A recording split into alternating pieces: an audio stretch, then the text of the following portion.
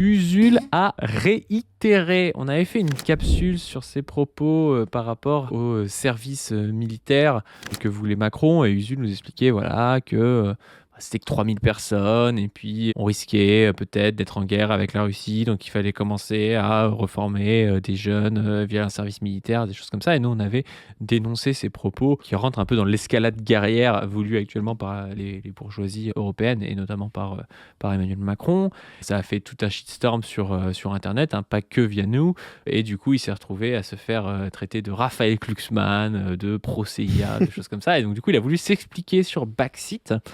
Nous, quand on a vu ça, on voulait pas forcément react, mais on a regardé l'extrait et c'est pire que ce qu'il racontait au début. Vraiment, vraiment, il est à la dérive complète sur la question.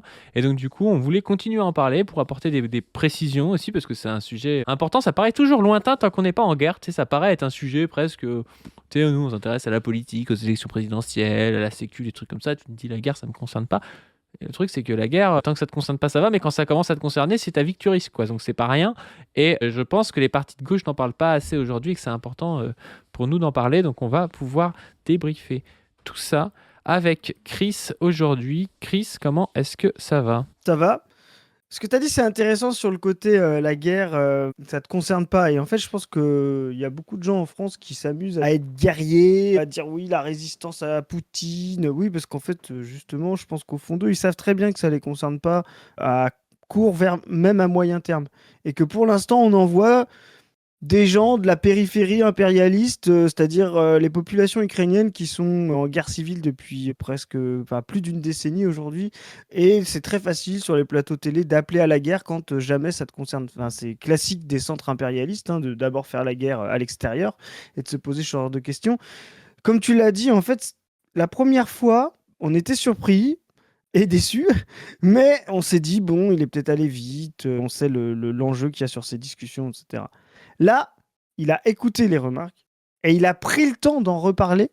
Bon, je sais pas, ou avec son équipe, là, Jean Massier, là, il a pris le temps d'en reparler, de vouloir se réexpliquer pour bien qu'on comprenne son point de vue.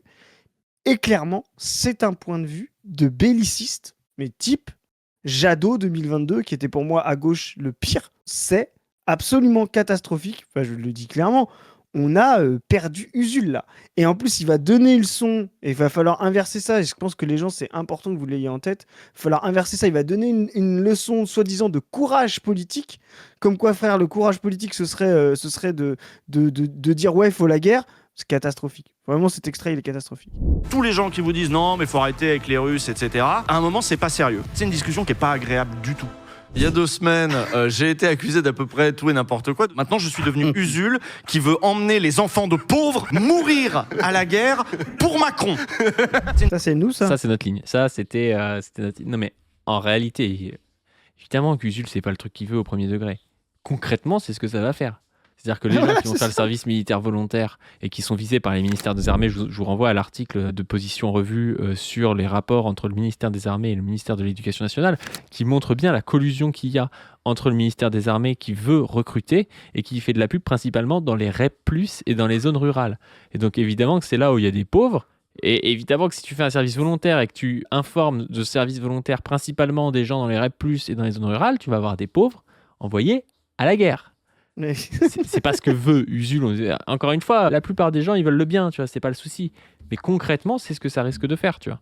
Et c'est pour ça que nous, on disait ça. Puis nous, on sonde pas les âmes, hein. Il y a 2 niveaux qu'on sonde. C'est les actes des individus et les consciences des sujets collectifs. Les consciences individuelles, c'est trop compliqué. Ça fait rentrer toute l'histoire, la mémoire des gens, etc. On sonde pas l'âme de Usul. On ne sait pas il veut être bien, s'il est tendu, s'il essaye de pas Moi, perdre c'est mon sa boulot prime de de sonder Noël. l'âme des gens, mais pas sur YouTube. S'il veut pas perdre sa prime de Noël auprès de Jean Massier, ça fait partie aussi des arguments quand on tient des lignes politiques dans des trucs comme ça. Donc voilà. Nous, on s'en tape. À la fin, comme tu dis, la façon dont il parle fait que il est en train de construire un discours parce qu'il est identifié comme à gauche pour aller vers la guerre. Et vous allez voir, là, on se dit, il répond, il va peut-être tempérer, etc. Vous allez voir à quel point, en fait, non. On pourrait ça quand on voit le début. Enfin, moi, je me suis dit, ouais, il va dire, ouais, j'ai un peu mal parlé, machin, et tout. Je pensais qu'il allait se défendre et que ça allait être pas trop mal. Parce tout que pareil, Usul, tu vois. tout pareil. Et en fait, c'est une catastrophe. C'est une discussion qui est pas agréable du tout.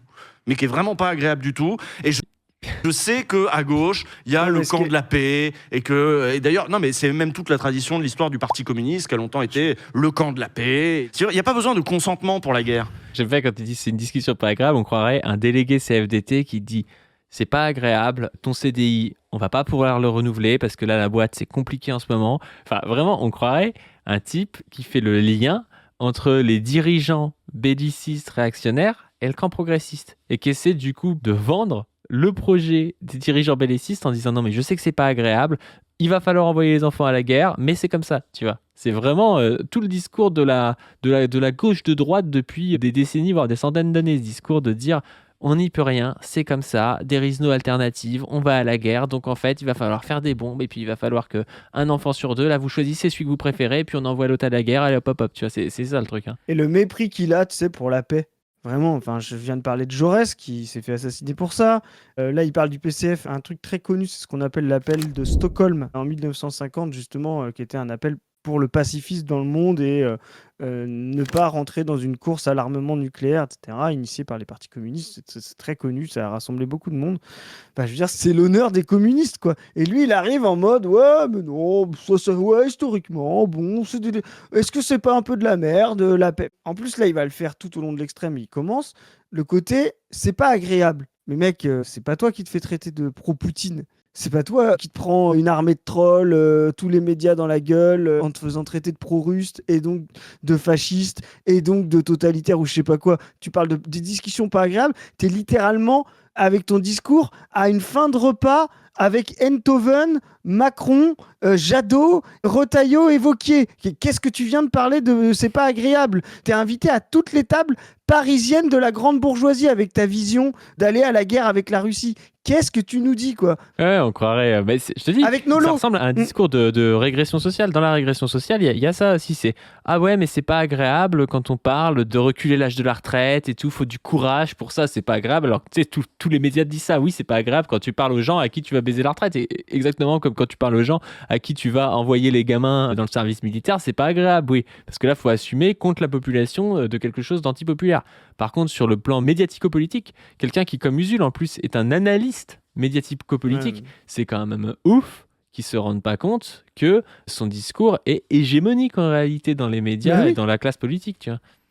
C'est le discours du bloc bourgeois. Les tenants de l'appareil de production, enfin, les possédants, tiennent tous ce discours-là. Enfin, vraiment. Il n'y a pas besoin de dire oui, d'accord, je veux bien faire la guerre. Non, en fait, si l'autre a décidé, et on est déjà dans un régime de guerre hybride, vous connaissez le mot, mais guerre hybride, ça veut dire quoi? Ça veut dire je parlais il y a 2 semaines du procès là, qui va s'ouvrir pour les mecs qui ont tagué les étoiles de David et puis les mains rouges sur le mémorial de la Shoah. Ils sont revenus 2 fois sur le mémorial de la Shoah parce que leur idée, c'est d'appuyer là où ça fait mal dans la société française. Donc on est en guerre contre la Russie parce qu'il y a eu des déstabilisations de mecs qui ont fait...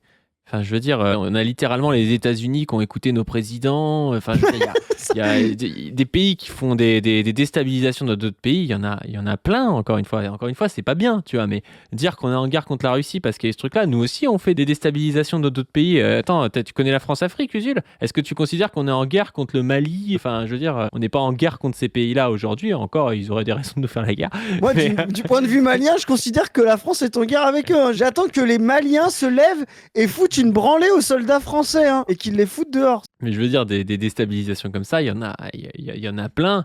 Entre ça et commencer à envoyer des gamins au front, c'est quand même pas la même chose, tu vois. Et surtout, comme tu l'as dit, tu as bien rappelé les affaires Snowden, les leaks de Assange, etc., tous les leaks de Chelsea Manning, les États-Unis, il y a 1000 preuves. Il y a eu l'affaire, tu te rappelles à l'époque, bon, attends, t'étais trop jeune, mais à l'époque, le concurrent de l'iPhone, c'était le BlackBerry. Tous les BlackBerry étaient espionnés par la NSA et tout. Enfin, on a les preuves de tout ça. Les États-Unis espionnent littéralement tout le monde et en premier lieu ses alliés qui considèrent comme des vassaux, mais vraiment, le niveau d'espionnage des États-Unis sur la France par rapport au niveau d'espionnage russe, il y a la Ligue des Champions, puis après, il y a la Nationale 3, tu vois. Enfin, donc, vraiment, c'est une catastrophe. Et moi, en plus, je vais retourner l'argument. Là, il est en train de nous parler de guerre hybride, qu'il faudrait se préparer à la guerre chaude, parce que là, on serait dans une guerre ici. C'est exactement ce que les atlantistes, les pro-Zelensky, et je dis bien les pro-Zelensky, pas les pro-ukrainiens. C'est pas tout à fait la même chose quand on est un petit peu sérieux là-dessus. Nous empêcher de dire quand on disait attendez, la guerre elle commence pas en février 2022 Il y a tout un tas d'ingérences otanesques en Ukraine. Il y a eu le Maïdan, etc. Il y a des bases militaires dans l'ouest de la Russie avec l'OTAN, avec l'Union européenne. C'est exactement ce que eux nous interdisaient de dire en disant « Ah non, non, non, non, non, il s'est rien passé avant ». Mais tu sais, c'est la même rhétorique avec le 7 octobre. Non, non, il s'est rien passé avant. Le méchant, c'est celui qui a attaqué tel jour, voilà. Avant, on oublie tout, il n'y a jamais de raison. Ils ne cherchent plus les causalités de pourquoi Poutine est rentré en Russie. Exactement comme ils ne cherchent pas les causalités de pourquoi Netanyahou fait un génocide ou pourquoi le Hamas, le 7 octobre, fait un acte offensif guerrier contre Israël. Non, il ne faut pas expliquer. Bah non, si, voilà, effectivement, il y a effectivement des tensions. Et nous, on le répète, c'est des tensions au sein de l'impérialisme. L'impérialisme, c'est le capitalisme, voilà. Et à l'intérieur de l'impérialisme, il y a des tensions entre nations impérialistes. Exactement. Les gens qui considèrent qu'il y a plusieurs impérialistes, c'est faux. Ça, c'est de l'expansionnisme, du colonialisme. C'est un autre sujet que le capitalisme. Au sein, il n'y a qu'un seul impérialisme, l'impérialisme capitaliste, et il y a des concurrences à l'intérieur de cet impérialisme entre nations, entre nationalismes. Exactement comme dans le capitalisme, vous n'allez pas dire « Ah ben non, mais il y a plusieurs capitalistes puisqu'il y a plusieurs entreprises qui se font des concurrences sur le marché. » Bah non, en fait, c'est une tension au sein du capitalisme. Il y a plusieurs entreprises, donc, mais il n'y a qu'un seul capitalisme, et à l'intérieur, ça n'empêche pas d'avoir des bourgeoisies nationales, intranationales, qui se font la guerre pour des parts de marché. C'est la même chose avec l'impérialisme qui est unique. Et donc là, on a des tensions impérialistes qui débouchent en guerre, en offensive de Poutine, que nous, en tant que pacifistes, on considère comme une offensive grave et condamnable totalement, et donc mérite de sanctions. Exactement ce qu'a fait Mélenchon, parce qu'on ne franchit pas les frontières. Voilà, s'il y a des choses sur des négociations sur les frontières, ça doit se faire dans le droit international. Les sanctions doivent être économiques, et surtout, comme on dit toujours, quand on est pacifiste, quand on est de gauche, on ne règle jamais un conflit guerrier entre deux belligérants par l'escalade en faisant rentrer un troisième, un quatrième, un cinquième. C'est ça qui conduit à la guerre mondiale. D'où le droit international, la diplomatie et le pacifisme. Et ben c'est ce que les pro-Zelensky, les pro-OTAN nous ont interdit en 2022 d'expliquer ça. Et maintenant, par contre, ça marche comme explication pour pouvoir anticiper la guerre avec la Russie. C'est vraiment ou de la bêtise ou de l'inconsistance. Zoé serait là à dire les deux. Vraiment, c'est vraiment de la tartufferie, quoi. D'autant que, tu vois, si tu fais de la politique à partir comme ça, de faits divers, tu sais, là, tu reconstruis le truc, tu dis, ah, ouais, il y a eu le truc des mains, là, des mains ensanglantées, mais des mains rouges et tout. Et puis, en fait, tu fais une analyse par rapport à ça, c'est totalement biaisé. Faut quand même rappeler ce qui se passe avec la Russie depuis l'Ukraine depuis 11 ans maintenant. Voire même un peu plus, tu vois. Tu as eu l'Euromaïdan fin 2013, début 2014, où tu as eu en gros, à la suite, je crois que c'était d'un accord qui devait être signé par le président de l'époque, pro-russe Yanukovych, qui devait être signé peut-être avec l'Union européenne. Au final, il s'est ravisé au dernier moment. Il a signé un accord avec la Russie, ce qui a créé une opposition ukrainienne anti-russe, soutenue notamment par les pro-OTAN et les pro-Union européenne, desquels on pourrait mettre en avant d'ailleurs deux figures qui sont proches de la position d'Usul aujourd'hui, qui sont Glucksmann et BHL, qui a été très content de cette révolution colorée, place Maïdan en Ukraine pour l'indépendance des peuples, blabla. En réalité, le ralliement au camp atlantiste, c'est plutôt ça. Et puis aussi une vision peut-être plus libérale, européenne des choses. On rappelle aussi que, si tu veux, ces mouvements qui étaient entre des pro-ukrainiens et des pro-russes, ce qui crée une complexité, c'est que c'était aussi des mouvements qui étaient contre le passé soviétique de l'Ukraine, avec des enjeux où ils ont déboulonné toutes les statues de Lénine, des choses comme ça, avec des pro-russes qui étaient en fait des communistes pro-russes qui, eux, essayaient de protéger ces statues, des choses comme ça, ce qui a débouché d'ailleurs sur le massacre d'Odessa, où le 2 mai 2014, tu vas avoir des oppositions comme ça entre des communistes pro-russes et des libéraux pro-Ukraine, en partie nazi, notamment avec le Pravi Sector, qui s'appelait le Pravi Sector, c'est-à-dire secteur droit, qui était vraiment la branche fasciste, on va dire, des pro-ukrainiens, mais qui était assez présent en réalité dans l'Euromaïdan, qui vont s'opposer, avec les communistes pro-russes qui vont se réfugier dans une maison des syndicats, qui va être incendiée par les gars d'extrême droite pro-Ukraine. Il va y avoir des gens qui vont mourir dans l'incendie, il y a des gens qui vont essayer de sortir et qui vont finir tabassés et tués par les fascistes pro-ukrainiens, notamment avec des coups de latte, des coups de batte de baseball, il y en a qui disent avec des fusils à pompe, des choses comme ça. D'ailleurs, l'Ukraine a été condamnée a posteriori pour les collusions qu'il aurait pu avoir avec les fascistes pro-ukrainiens, parce que la police n'est pas intervenue, ou a mis beaucoup de temps à intervenir, ce qui leur a permis de buter les gars, en fait, et l'enquête n'a mis en cause que le côté des communistes pro-russes, donc des mecs qui étaient morts, en fait. Et il n'y a eu qu'une seule personne qui a été mise en cause du côté des pro-ukrainiens, alors qu'il y a eu quand même 48 morts dans cette affaire, dont un défunt militant communiste de 17 ans qui s'appelle Vadim Papoura, qui est assez connu et qui est un peu une figure pour beaucoup de communistes dans le monde dans cette lutte contre certaines ailes fascistes de l'Ukraine, on va dire. Mhm. Bref, c'était il y a déjà 11 ans, tu vois. Bon, il y a eu la Crimée, évidemment, qui a été annexée par Poutine. Il y a eu l'indépendance des républiques de Lugansk et de Donetsk, qui étaient plutôt aussi pro-russes, qui étaient des endroits qui se sont réclamés, si tu veux, de l'Union soviétique, ce qui a été évidemment un peu foireux, parce qu'ils se réclamaient de l'Union soviétique, mais en réalité, c'était vachement cadenassé, on va dire, par une sorte de classe dominante plus pro-russe que communiste, en réalité, tu vois. Mais bref, les événements sont complexes depuis 11-12 ans. Et si tu prenais par exemple que le massacre d'Odessa, tu pourrais faire comme Usul, qui dit ah ouais, il y a eu le truc des mains rouges, machin, donc ça veut dire qu'il y a une guerre hybride, qu'on veut nous faire la guerre, qu'il faut s'armer. Mais moi, je vois pas ce qui empêche aujourd'hui les pro-russes de dire il y a eu le massacre d'Odessa, donc ça veut dire qu'il y a des fascistes qui veulent nous tuer, et donc du coup, il faut lutter contre l'Ukraine fasciste. Et en réalité, on voit aujourd'hui qu'il y a ces deux discours qui sont ultra réducteurs et qui ne correspondent pas à la réalité, et surtout qui amènent à la guerre. Parce que si tu considères que l'Ukraine est en soi fasciste, et du coup, il faut que Poutine prenne toute l'Ukraine et puis annihile cette classe fasciste en Ukraine, ce qui est le discours des pro-russes. Et si tu considères que Poutine, il veut envahir toute l'Europe, et à ce moment-là, limite, on doit envahir la Russie, tu vois. Ces deux discours sont caricaturaux, ne permettent pas de comprendre pourquoi il y a ces tensions. Ces tensions-là, c'est pas juste un enjeu entre fascistes et communistes, c'est pas juste un enjeu entre Russie et Ukraine, c'est un enjeu de l'impérialisme au niveau mondial pour des ressources qui sont importantes dans l'Ukraine, notamment des ressources céréalières, des ressources d'huile, des choses comme ça, avec des frontières qui sont discutées depuis 30 ans.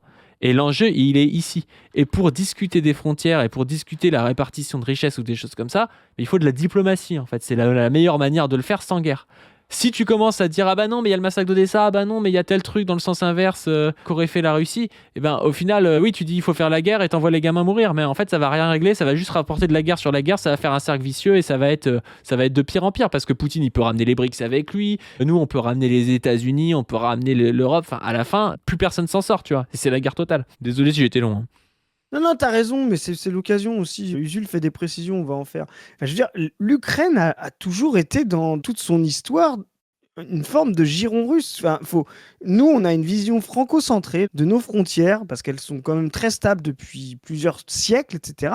Mais l'Ukraine a son indépendance pendant la guerre en 17, la Première Guerre mondiale avec la République populaire d'Ukraine. Ensuite, elle est très vite rattachée à l'Union soviétique. Avant, elle était dans l'Empire russe. Et c'est pour ça qu'il y a beaucoup de russophones et qu'il y a une espèce de partage entre l'Ouest et l'Est. C'est des frontières qui sont totalement arbitraires et dépendantes de l'histoire. C'est pas des grandes frontières stabilisées comme les frontières françaises qu'on vient chercher. Enfin, je veux dire, rien que la Crimée qui avait été donnée sous l'Union soviétique, je crois, par Khrouchtchev, à l'Ukraine. Ça montre bien à quel point c'est mouvant, tu vois. Jamais un président français irait donner la Bretagne à l'Angleterre, tu vois. C'est impossible, c'est inconcevable, tu vois. Ou la Corse à l'Italie, tu vois. Personne ne fait ça, tu vois. Enfin... C'est ça. Et donc, il faut avoir en tête que les dernières frontières ukrainiennes viennent justement des accords de Minsk, etc. C'est-à-dire la reprise en main de l'atlantisme et de la privatisation totale de la Russie post-soviétique.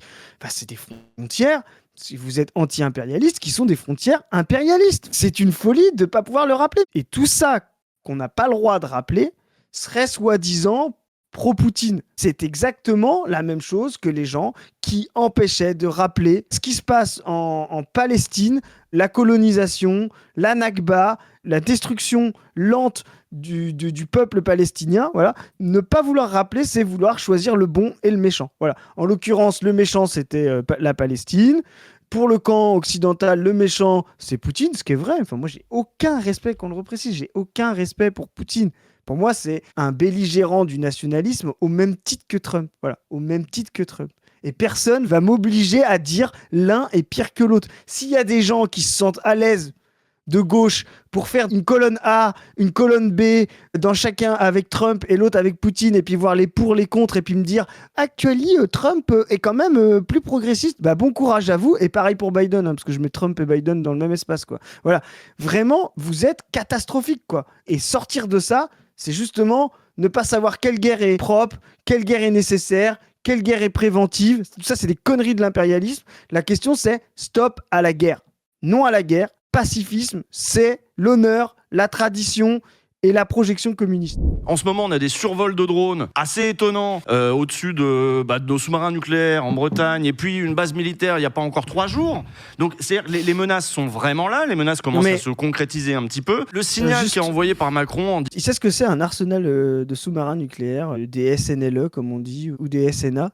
Ce sont des sous-marins qui servent à être en mer. Seul l'état-major du pays qui les possède doit savoir où ils sont, pour pouvoir intervenir et taper de manière nucléaire n'importe où, à n'importe quel moment. À quel moment tu crois, Usul, que les pays à qui tu fais des déclarations belligérantes de guerre vont pas essayer d'anticiper où sont les... Mais moi, qu'on soit clair, hein. Moi, je suis désolé, si demain, j'apprends que l'état-major français surveille des bases de sous-marins à Mourmansk, au nord de la Russie, lanceurs d'engins pour savoir où ils sont et anticiper peut-être des attaques nucléaires de Russie, je vais pas crier au scandale. Enfin, vraiment, ces types-là sont prêts à faire la guerre et ils sont en train de nous dire une opération de guerre d'anticipation. D'où sont les lanceurs d'engins nucléaires d'un pays, c'est grave. Mais vraiment, c'est hallucinant d'avoir cette candeur, cette naïveté, tout en jouant à l'adulte. C'est pas une discussion facile, je suis chez Jean Massier, je vais dire les termes, je vais peut-être perdre ma place parce que je serai pro-Zelensky. Genre les États-Unis savent pas où sont les sous-marins nucléaires des autres. Mais vraiment, mais on est face à des enfants, quoi. Tu vois, vraiment, on est face à des enfants qui jouent à la guerre et il y a les gentils, les méchants. Et les méchants, ils font que des trucs méchants. Il dit il y a un drone, mais il croit que le drone va attaquer le sous-marin nucléaire. Tu vois, ça n'a aucun sens. Attention, on est à la rade de Brest. Un drone acheté sur Amazon peut mettre en péril tout l'arsenal nucléaire français.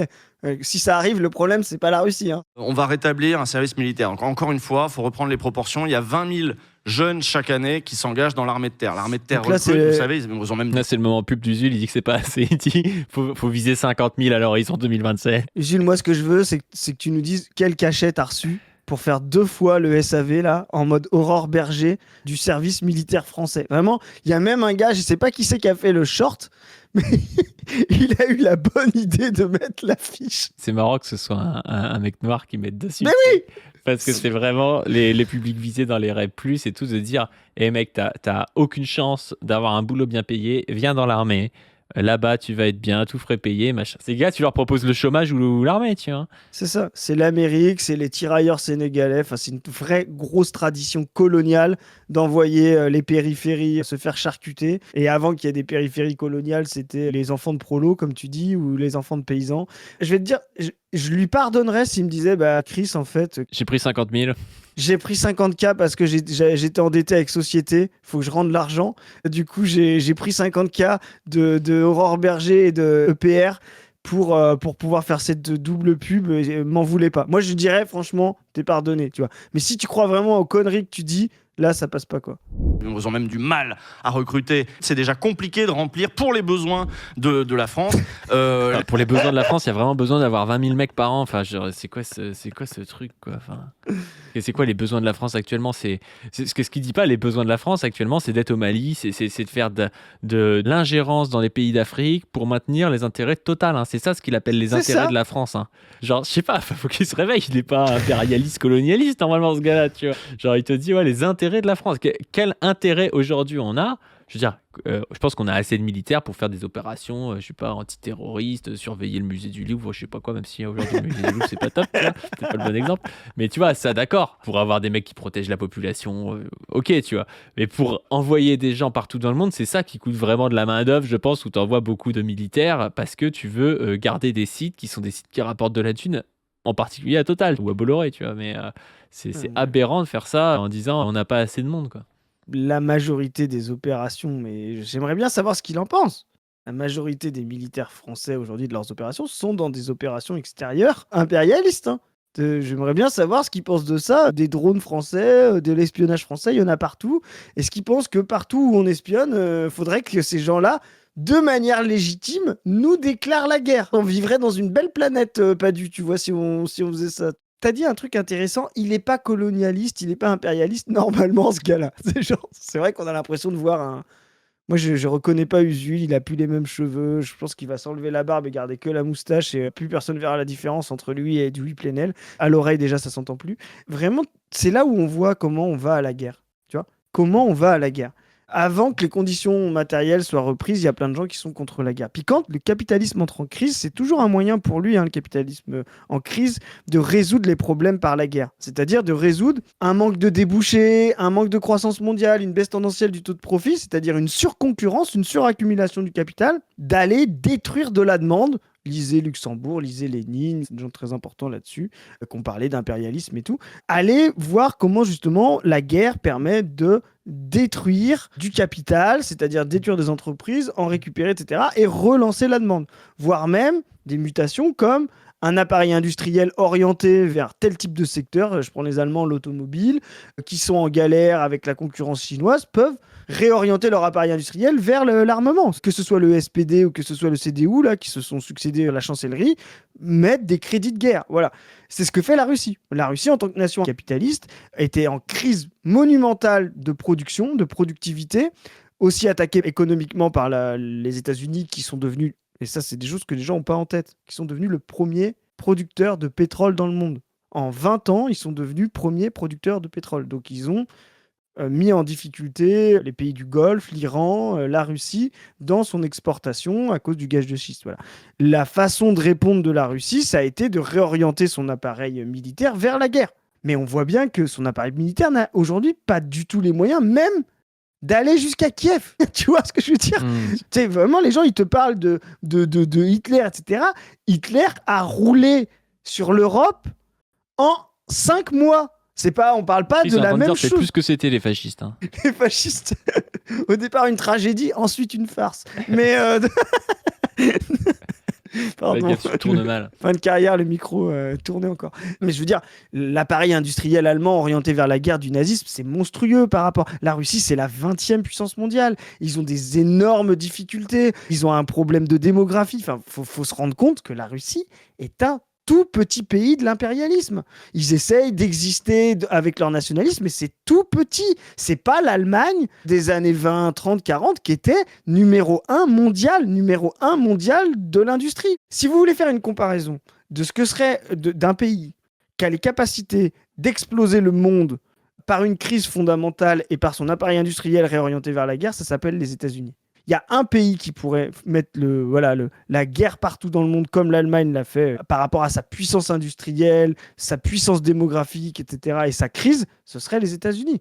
La Russie, on parle de... C'est comme si vous disiez, en 1941, la Tchécoslovaquie déclenche la guerre mondiale. Bah non, ça n'a pas les moyens de prendre comme ça. Voilà. Mais tout ça, c'est des analyses matérialistes concrètes et que personne ne fait. Et après, on vient nous dire, nous, on est sérieux sur le plateau de Backseat. Non, là, vous discutez comme des enfants avec des soldats de plomb, quoi. Là, l'idée, c'est en gros de partir un petit peu sur, il faut peut-être rétablir un lien entre l'armée et la nation, l'armée et le pays, parce qu'on... Un lien entre l'armée et la nation, mais si on vous croit à FAF, c'est quoi ce délire? Rétablir un lien entre l'armée et la nation. Là, je te laisse développer. C'est l'idée la plus fasciste du monde, genre, mais qu'est-ce que tu veux, rétablir un lien entre l'armée et la nation, quoi? Je vois pas comment ça pourrait mal se passer, moi. J'ai trop parlé, je te laisse développer là-dessus, mais franchement... Il n'y a rien à développer. Qu'est-ce que tu veux développer un lien entre l'armée et la nation, tu vois? Enfin, c'est pas un truc... Imagine la même phrase dans la bouche de Bardella. Ou même de Roussel, il se ferait défoncer. Roussel dirait ça, lui l'aurait défoncé. Et ils auraient eu raison. On croirait du Cécile Cuyerman. Là. Mais en vrai, c'est une phrase de Poutine. Dans sa campagne belligérante, il a fait ça.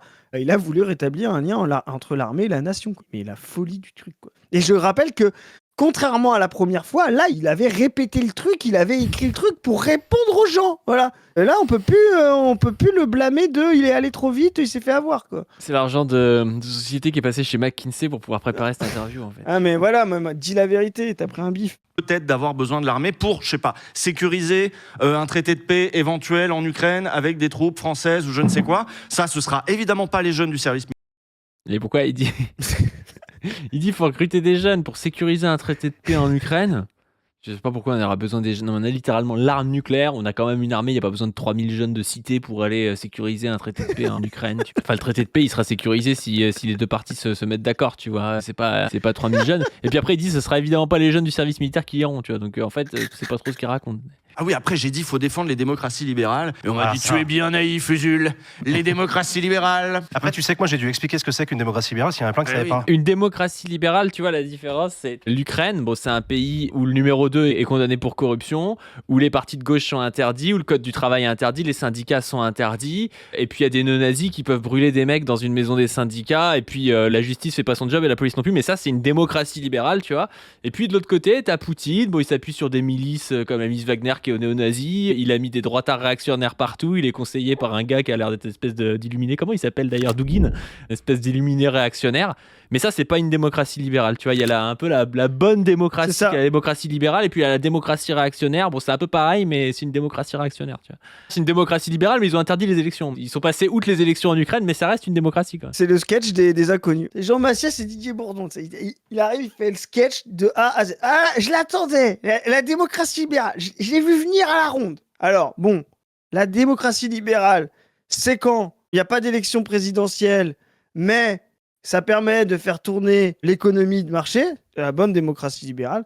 Et en Russie, c'est la démocratie fasciste parce que il n'y a pas vraiment d'élection présidentielle et ça permet de faire tourner l'économie de marché russe. Mais ça, c'est pas la bonne démocratie. Mais vraiment, les gens, quand vous entendez démocratie libérale, oubliez pas, vous entendez la libre concurrence et non faussée du marché. Il n'y a rien d'autre. Voilà, il n'y a rien d'autre. Mais c'est marrant parce que Jean Massier, l'ancien conseiller de Marisol Touraine, la grande révolutionnaire, la Rosa Luxembourg de Solferino, du PS, est venu au secours de Usul pour parler de démocratie libérale. Conseiller de Marisol Touraine, quand même, pendant un moment où je pense qu'on faisait quand même des opérations militaires en Afrique, mais qui étaient peut-être pas la déstabilisation ou je sais pas quoi, tu vois. Mais c'est pour protéger les démocraties libérales, pas du. Tu savais pas? Ça n'a rien à voir avec. Oui, ça marche comme ça. Mais en plus de ça, et même tu prends la démocratie libérale américaine, il se retrouve avec Trump au pouvoir. Le pays est cadenassé depuis 70 ans entre deux partis qui prônent plus ou moins la même politique extérieure. En France, ça marche beaucoup mieux. On est gouverné au 49-3. Quand on élit le NFP, on se retrouve quand même avec des gars de LR, genre Michel Barnier, Premier ministre, ou après Le Cornu, tu vois, ou Bayrou. Quand t'enlèves la lutte des classes, tu as de l'analyse. Tu finis avec des analyses sur les valeurs, la démocratie libérale, remettre du lien entre la nation et l'armée. Il n'y a jamais une question de classe, là. Il n'y a jamais une question de quelles sont les classes sociales progressistes, quelles sont les classes sociales révolutionnaires, que pense la bourgeoisie de cette guerre, que pense le prolétariat français de cette guerre, le prolétariat mondial de cette guerre, le prolétariat... C'est ça les questions qui nous intéressent. Et encore une fois, c'est même pas facile quand tu fais ça, tu vois. Mais si tu pars du principe que c'est la nation qui en soi est meilleure que les autres nations parce que ses valeurs sont plus démocratiques et libérales, alors que c'est juste le discours de blabla pseudo-progressiste qui est en fait le blabla universaliste classique, tu vois, ce discours-là, il était déjà tenu dans les années 50 par rapport à l'Algérie, par rapport à l'Indochine. C'était déjà, on apportait la lumière sur les peuples barbares. Enfin, déjà, ça a toujours été ce blabla-là. Donc nous rapporter que la démocratie libérale, c'est une valeur en soi qui fait qu'on devrait réinstaurer un service militaire et envoyer des jeunes à la guerre, enfin, c'est la folie. Hein. Bah, c'est ça. Mais ça te pousse à envahir l'Irak en 2003. Hein.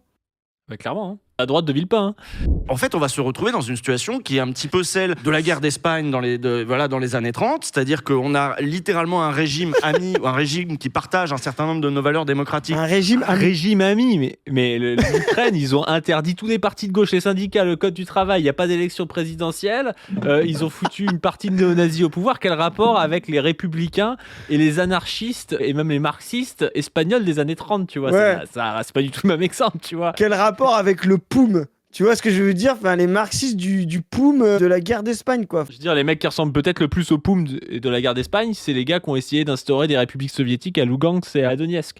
Ça a foiré, mais je veux dire, c'est peut-être eux qui avaient le germe le plus progressiste dans cette histoire. Le problème, c'est qu'ils se sont retrouvés entre la Russie et l'Ukraine, et en fait, ils pouvaient rien faire, et donc du coup, ils ont fini totalement cadenassés par la Russie, tu vois, mais... à aucun moment, l'Ukraine s'est appuyée sur des forces progressistes, révolutionnaires, communistes dans cette histoire, tu vois. Ils sont plutôt appuyés sur des milices fascistes. Et encore une fois, quand je dis ça, je dis pas l'Ukraine est fasciste, Zelensky est un nazi, mais c'est par rapport à des pro-russes qui s'appuyaient sur des communistes nostalgiques de l'Union soviétique et donc qui jouaient sur ce truc-là et qui les ont baisés à la fin, qui s'appuyaient plutôt sur ces franges-là, l'Ukraine s'est appuyée à la fois sur l'OTAN et l'OTAN s'est appuyée avec l'Ukraine sur des milices fascistes en Ukraine, tu vois. Et les pro-ukrainiens donc étaient proches de ces milices fascistes.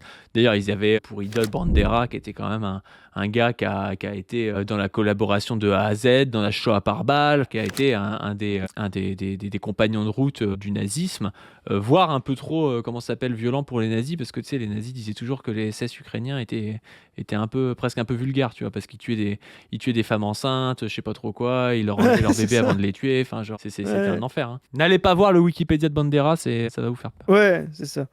La guerre d'Espagne, c'est vraiment honteux comme comparaison, et une fois de plus, c'est un culte. Ce qui se passe à la guerre d'Espagne, c'est qu'on a en France le Front populaire. La majorité des autres pays sont conservateurs ou fascistes en 1936. La France est un pays qui est sous le Front populaire, mais qui est déjà en train de rentrer dans la réaction. Je rappelle que le Front populaire en mai 1936 est élu avec un grand espoir de transformation sociale, mais qu'il ne comporte pas dans son programme ce qui reste aujourd'hui, les congés payés et les 40 heures. Il a fallu l'arracher par la grève. La guerre d'Espagne commence en juillet 1936. Fin 36, début 37, les plus gauchistes du Front populaire, je rappelle que le Parti communiste a décidé de ne pas rentrer au gouvernement, voilà, sont mis de côté. Et c'est les radicaux socialistes, les pires droitiers de l'espace, qui vont reprendre la main, qui finiront en 37-38 par faire tirer sur les manifestants. Voilà. Donc, quand on nous raconte que... C'était peut-être pour sauver la nation et l'armée. Hein. C'est ça. Donc, je rappellerai aussi d'aller voir un petit peu le procès de Léon Blum et ce qu'il disait sur les communistes. Il avait même dit aux fascistes qu'il avait permis d'éviter le communisme en France grâce à lui. Renseignez-vous un petit peu plus sur cette histoire. Et donc, si on n'a pas soutenu la guerre d'Espagne, c'était pas parce que c'était une république amie, c'était justement parce que c'était une république ennemie et qui aurait pu devenir un État socialiste, communiste en Europe occidentale, ce que ne voulaient pas la France, l'Angleterre, encore moins l'Allemagne nazie et l'Italie fasciste. Il n'y avait qu'un espace français de discussion parce qu'on n'était pas encore tombé dans le fascisme, on était encore dans la bourgeoisie réactionnaire. Donc faire croire qu'on n'a pas soutenu l'Espagne république amie, c'est justement le problème. C'est parce qu'ils étaient les seuls à être réellement progressistes. La République espagnole de 1930 était justement progressiste à la sortie de la monarchie, voulait la laïcité. Enfin, c'est pour ça qu'on est tombé dans une guerre civile. Ils ont voulu c'est vraiment un processus révolutionnaire presque 1789. C'est très intéressant la guerre d'Espagne. Mais vraiment, les soutiens à qui on aurait envoyé des armes en Espagne, si on l'avait fait, et moi je pense qu'il aurait fallu le faire, étaient pour les bourgeoisies françaises trop de gauche. Voilà. C'est trop de gauche. C'est comme si on disait non, il ne faut pas envoyer des armes aujourd'hui à Zelensky. Et je pose la question, si Zelensky était un communiste forcené, anti-OTAN, anti-mondialisation, pour l'étatisation totale de l'économie, contre les règles néolibérales de von der Leyen, est-ce qu'on lui enverrait autant d'armes ?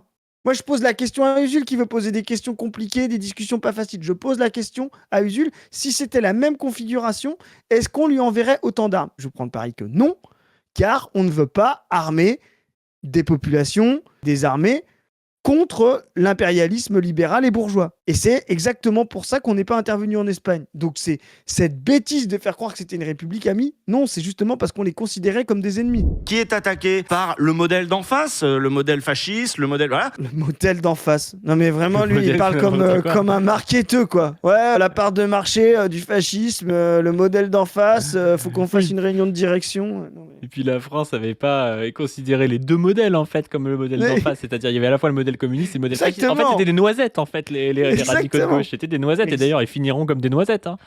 Ah bah, à se rallier d'un côté ou de l'autre, se faire écraser par l'histoire. Hein.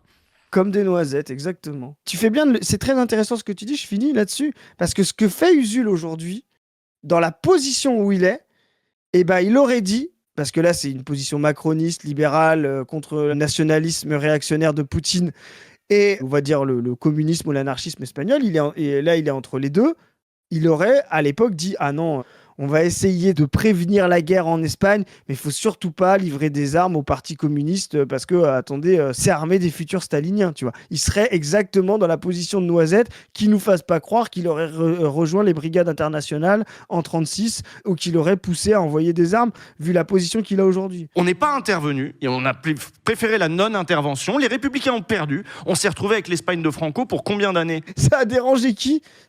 À part les Espagnols, Usul ? À quel moment les bourgeoisies nationales européennes avaient un problème avec Franco ? À partir du moment où il a fallu développer le marché du tourisme de masse dans les années 70 ? Oui, mais avant, ça dérangeait personne. C'est une honte à tous les descendants d'Espagnols de faire croire que justement c'était soi-disant des républiques amies alors qu'ils ne sont pas soutenus, ils les ont utilisés comme main-d'œuvre, etc. Il y a plein de gens qui ont fui l'Espagne franquiste, qui sont arrivés en France, qui n'ont pas été très bien traités par la France, comme la France traite toujours mal ses immigrés. Et donc aujourd'hui, faire genre on était une nation amie, mais malheureusement on n'est pas intervenu parce que on s'est un peu trompé sur la question. Enfin vraiment, c'est la honte pour les résistants espagnols, fusillés, massacrés en masse par le franquisme ou exilés aujourd'hui, quoi. La question de notre modèle de démocratie, machin, on commence à être Notre insulaire modèle là, de dans le démocratie. délire. Les États-Unis ne sont évidemment plus du tout avec nous. La Russie. Les États-Unis, Mais de quoi les États-Unis veulent nous faire. En fait, ils veulent exactement ce que tu veux. C'est-à-dire qu'ils nous ont dit il faut que vous mettez 5% de votre PIB dans l'armée. En gros, ils veulent continuer la guerre contre la Russie pour faire chier Poutine sans que ça leur coûte à eux et que ça leur coûte à nous. Donc, ils ont besoin de gars comme Usul qui disent bah là, il faut recruter des jeunes, il faut armer des mecs et tout, parce que justement, c'est ce que veulent les États-Unis. Si Trump était avec Poutine, comme Usul le dit, l'Ukraine serait terminée, mais depuis 3 jours. Je veux dire, l'Ukraine ne peut pas résister à déjà l'arrêt de l'aide de l'OTAN, mais en plus de ça, à Trump qui serait contre eux, voire qu'enverrait des armes à Poutine, enfin, ce serait la folie, tu vois. Donc évidemment que Trump, aujourd'hui, soutient la position de continuer à faire la guerre pour sécuriser des territoires, il le dit lui-même, qui doivent être des territoires qui vont rapporter de l'argent et qui seront contrôlés par les États-Unis, notamment des territoires avec du blé, de l'huile, je crois des terres rares ou des choses comme ça, je connais pas exactement l'économie, mais voilà, des territoires qui vont leur rapporter de la thune. Sauf qu'aujourd'hui, il veut déléguer la guerre en Ukraine à l'Europe. Et donc, il joue sur le truc de ouais, mais c'est vous qui allez être envahi si vous avez des problèmes avec Poutine, c'est pas nous. Et donc, en fait, il gagne sur tous les plans. C'est pas lui qui fait la guerre, c'est lui qui va profiter des retombées de la guerre. Et lui, ça lui permet d'affaiblir Poutine sans pour autant non plus trop l'affaiblir, parce que s'il voulait vraiment rentrer dans un rapport de force avec Poutine, il l'aurait fait, mais ça pourrait provoquer une guerre nucléaire, ça pourrait provoquer d'autres problèmes. Donc, lui, il est dans une position qui est parfaite pour lui. Mais oui. Et d'ailleurs, il y a une continuité avec Biden. Là, les gens qui essaient de nous faire croire qu'il y a une différence entre Trump et Biden, qui a donné l'ordre, enfin, qui a laissé faire Poutine en premier, en sachant qu'il allait intervenir, d'accord? C'est Biden. Il y avait, je le rappelle, un seul service secret qui annonçait que Poutine allait rentrer dans les frontières avant fin février 2022, c'était les services américains. Même Zelensky disait le contraire, les services secrets français disaient le contraire, les services secrets britanniques disaient le contraire. Quand les chars russes sont rentrés en Ukraine, premier truc qu'a fait Biden, c'est de dire que l'OTAN n'interviendrait pas. Donc, l'idée même que, voilà, avant Trump, il voulait intervenir, qu'il y aurait des sanctions, qu'il y aurait une forme de tampon, voilà, mais qu'il n'interviendrait pas. Deuxième chose qu'ils ont fait, ils ont envoyé un avion pour extrader Zelensky, qui n'est pas parti. Donc, tout ça est une opération avec une forme de contrôle des États-Unis, comme d'habitude. Voilà, c'est le centre de l'impérialisme. L'objectif des États-Unis aujourd'hui, c'est de profiter de l'avancée de Poutine pour maintenir ses positions, utiliser son appareil militaire, vendre des armes à prix très cher. Hein. Je rappelle qu'aujourd'hui, l'Ukraine s'endette pour acheter des armes. Hein. On les envoie pas gratuitement. Hein. On fait du profit sur les emprunts que fait l'Ukraine à l'Europe. Voilà. Pareil pour l'Europe.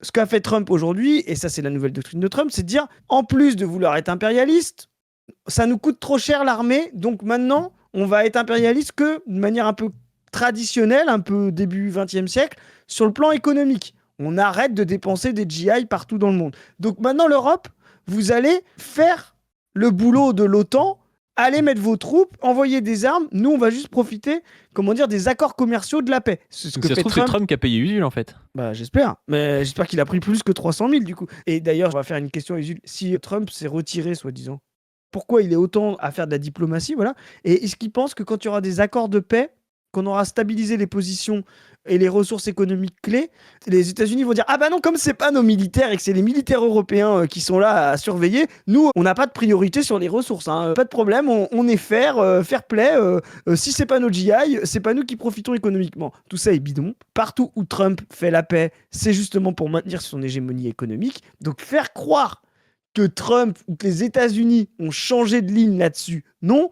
Ce qu'ils font, c'est qu'ils veulent juste faire payer aux vassaux le coût de la guerre, parce que ça coûte très cher, et qu'ils n'ont plus trop les moyens avec l'inflation et le protectionnisme que fait Trump. Voilà. Et on trouve des osos, des idiots utiles comme Usul, pour pouvoir faire la propagande pour ça. Pour dire, ah bah non, regardez, Trump, il veut plus mettre de militaires, donc nous, on va le faire. Bravo Usul. t'es en train exactement de faire ce que Trump veut et de faire la propagande au niveau de la France et surtout au niveau de la gauche pour satisfaire Trump.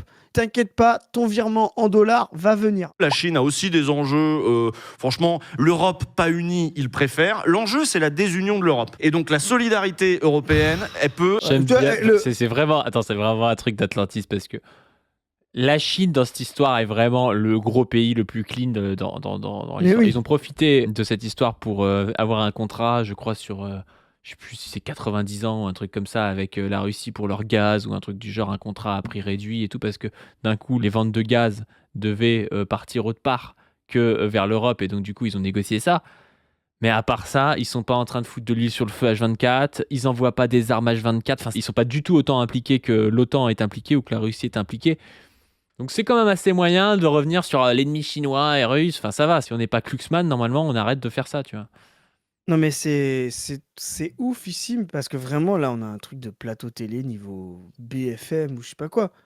La Chine qui prend une balle comme ça. Enfin, genre on peut se permettre de parler de l'international en sortant la Chine comme ça, alors que justement la Chine n'a pas trop intérêt à la guerre mondiale puisque par définition ça va tarir le moyen d'écouler sa production mondiale. Elle est orientée vers la paix. Puis ils savent très bien que ce qui se passe actuellement, on va essayer de leur faire la même avec Taïwan. C'est le pire truc possible pour la Chine que l'Europe se mette dans une économie de guerre. Parce que ce sera rentré dans une économie planifiée, orientée vers l'armement et le rationnement. Et donc ça veut dire détruire les capacités d'absorption de l'appareil économique chinois. L'appareil économique qui livre partout dans le monde des produits manufacturés a besoin de pays occidentaux en paix, avec un certain niveau de pouvoir d'achat, c'est pour ça qu'elle finance de la dette. Une orientation vers la guerre de l'Europe serait le pire truc que pourrait faire... mais peut-être que c'est ce que veut Usul, hein, peut-être que c'est ce que veut Usul, qu'on rentre tous en guerre, comme ça on va affaiblir la Chine. Parce que c'est vrai qu'ils produisent plein de choses, les Chinois, mais assez peu d'armes au final. Ouais, Enfin, c'est ça. Par rapport à la taille de leur pays et à leur capacité industrielle. Je veux dire, si la Chine était orientée vers la production militaire, on le saurait, tu vois. Ce serait pas forcément très bon signe.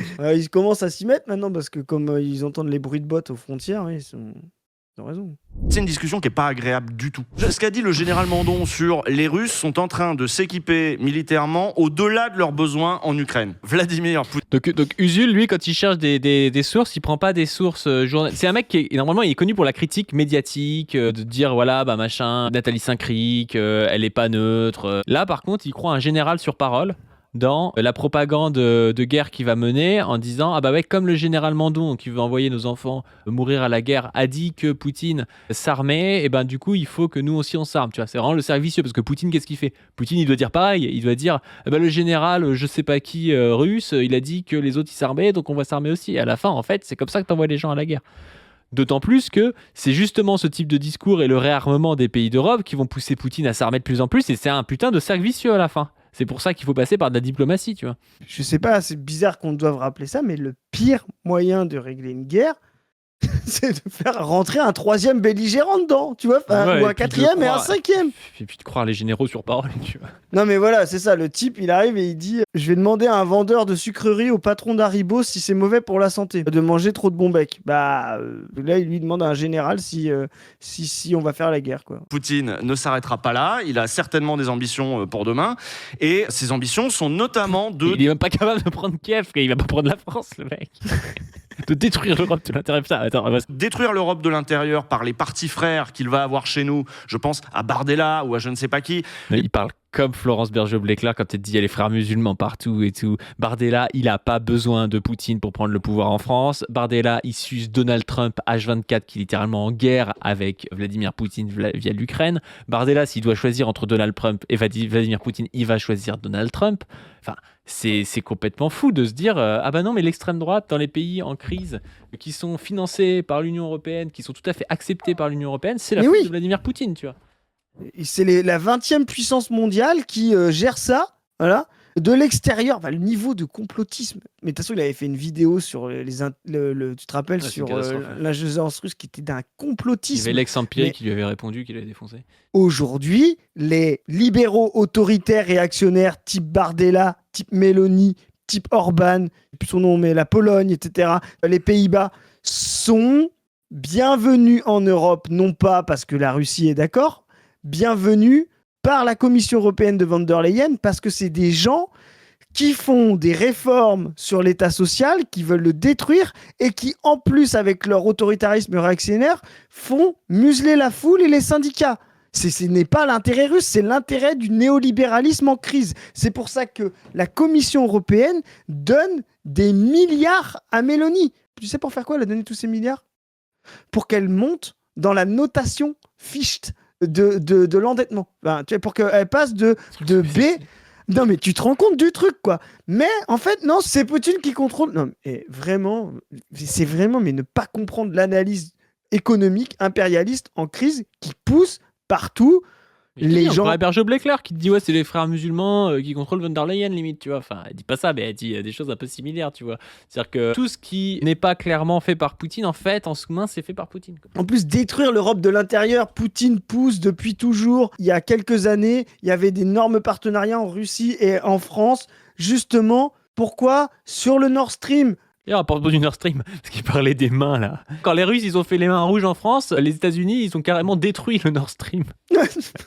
qui nous amenait du gaz, tu vois, ils ont carrément détruit un pipeline, mais bon ça c'est pas de la guerre hybride ou je sais pas quoi, tu vois. Donc bref, et qu'est-ce qui s'est passé ? Justement, le retournement, c'est que les États-Unis, dans leur hégémonie sur le pétrole avec le gaz de schiste, ont commencé à dire l'Allemagne là, parce que c'est par l'Allemagne que passe le Nord Stream, etc. Vous arrêtez vos collaborations avec les Russes. Maintenant, vous achetez du schiste. Voilà, c'est ça les rapports. La Russie continue d'envoyer du gaz en masse en Europe. L'Europe se fournit encore avec le gaz en le faisant passer par le Kazakhstan, etc. Enfin, tout ça, c'est de l'impérialisme de A à Z. C'est des nations qui continuent de commercer, qui continuent d'échanger, mais qui se font la guerre pour des intérêts nationalistes à l'intérieur de l'impérialisme, du capitalisme en crise. Vraiment faire croire qu'il veut détruire l'Europe de l'intérieur, mais vraiment, mais je sais même pas comment on peut dire des trucs comme ça en se sentant intelligent, quoi. Ouais, et puis tu vois, il cite Bardella, parce que à une époque, c'est vrai que Le Pen, elle était financée par la Russie, c'était les banques russes qui lui prêtaient.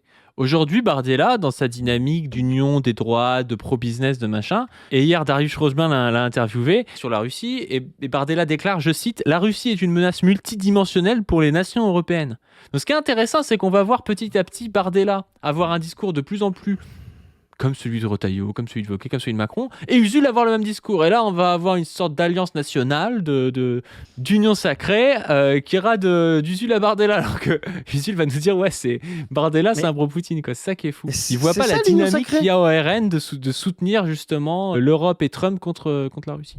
La donne qui a changé, c'est que maintenant, ils le font avec le soutien des États-Unis. Et ça change absolument tout. Le soutien des États-Unis à Poutine. Bon, bref, on a déjà dit, mais l'Ukraine serait rasée en 3 jours, hein, c'était le cas. C'est-à-dire que tous les gens qui vous disent non, mais il faut arrêter avec les Russes, etc., à un moment, c'est pas sérieux. C'est pas sérieux du tout parce que ça va nous rattraper et voilà. Donc, moi, je redis juste, je suis pas pour qu'on voit les enfants mourir, je ne sais quoi, ou ce qu'on m'a prêté encore comme intention. La CIA. Intéressant. Alors, on ne dit pas la CIA, on dit le lien transatlantique. Oh bah, il a un gros lien transatlantique, en tout cas. Non, mais vraiment, tu sais, quand il dit à la fin, on me prête ses intentions. On te prête aucune intention. Nous, on juge ce que tu fais. Là, ce que tu fais, c'est grave. Tu es en train d'amener des gens de gauche à la guerre et à l'opinion qu'il faudrait s'armer pour ne pas aller à la paix en Ukraine, mais pour aller à la guerre de plus haute intensité. Voilà ce que tu es en train de faire. Ne vous laissez pas avoir par ces gens-là, et là je mets Usul dans le même sac que Jadot, Macron, voilà, et surtout des gens de gauche, force à Mélenchon, force à la France insoumise de tenir, de ne pas baisser les yeux sur... Heureusement, hein. Mais heureusement, t'imagines si eux ils tombent. C'est dur, hein, en tout cas, parce que bon, c'est pas facile, Usul, on l'a déjà dit 30 fois, mais c'est facile de tenir sa position, de tenir celle de Mélenchon, c'est hyper dur. Et vous allez voir pendant la campagne que ça va être Mélenchon pro-Poutine, blabla. Voilà. Il va manger que ça. Hein. Même des gars comme, bon, après qui sont pas, je dis même, en parlant de Roussel n'est pas défini par son courage, mais Roussel qui devrait tenir le même discours que Mélenchon, en réalité, du fait de la ligne de son parti, ne le tient pas parce qu'il y a trop de pression sur les plateaux télé, tu vois.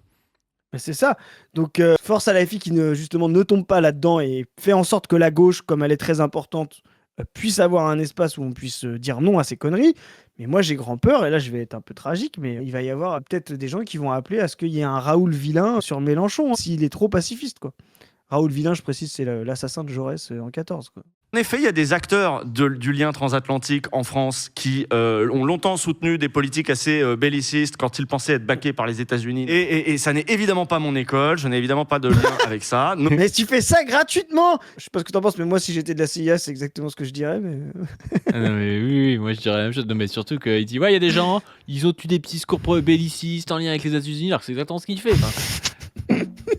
D'autant plus qu'aujourd'hui, les États-Unis, ce n'est pas leur plan qu'on commence à résister, à être autonome, etc.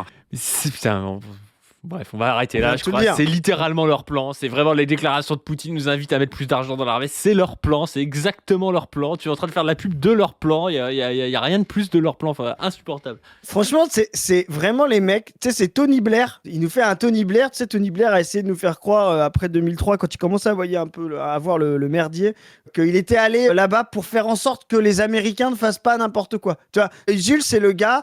Il est sur le front.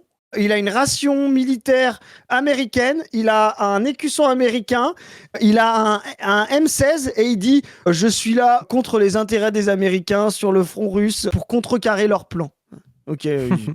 Et ça peut nécessiter une montée en puissance en termes de recrues dans l'armée. Et la question va se poser et elle va être déplaisante, très déplaisante.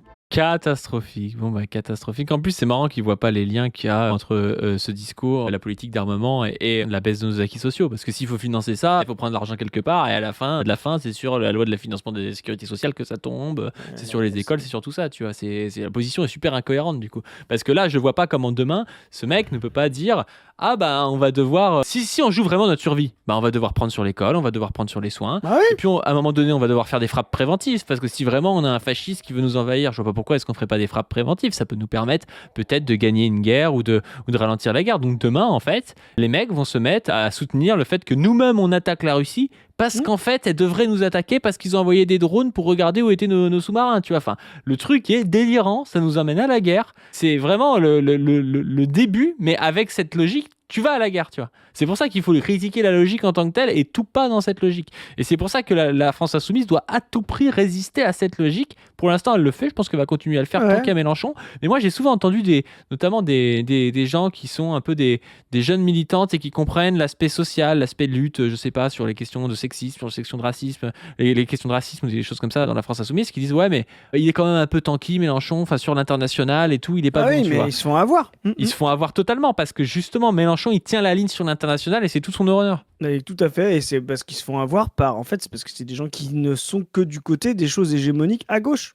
Et effectivement, plus personne, même les Usul, les Tondelier, etc., oserait dire les couilles des combats féministes ou des combats antiracistes, tu vois. Il y a toujours un petit peu des relents, des machins, tu vois, avec Médine et tout, mais personne ne pourrait l'assumer là-dessus. Alors que sur la Russie, il y a un vrai sujet de clivage entre une gauche de rupture et une gauche d'accompagnement. Et l'accompagnement principal aujourd'hui, c'est l'accompagnement à la guerre. Il y a un très bel article dans Position Revue qui s'appelle « Les chars russes ne sont pas encore à Paris ». Il y a plein de data, etc. C'est très intéressant, allez le lire, c'est super bien. N'hésitez pas à donner sur le Tipeee. On vous rappelle que ça permet de financer le montage, les miniatures, et ça nous permet aussi de financer d'autres choses, un peu d'administratif, un peu de liens comme ça quand on fait de l'organisationnel, de l'événementiel. C'est pas facile et forcément ça demande des sous. Ça nous permet aussi de financer le bon fonctionnement de l'association, le matos, parfois des déplacements, des trucs comme ça.